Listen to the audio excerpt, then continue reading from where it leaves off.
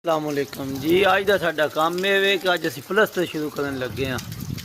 वेदे पे उत्ते भाईए दी पानी ला रहे हैं। पानी यहीं पिया चाहता जो बारिशां होंदियां पईयां ने। देखो एक बार, हाँ जी, सौन बदे की बारिश नहीं शुरू होई होंदी। देखो एक बार भाई सुबह दे लगे ने ते पानियों पानी दोबारा कर छड़ियां ने।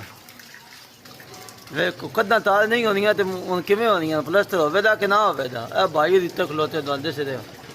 ऐसी गो की कल दवा दी जी चाचू जी।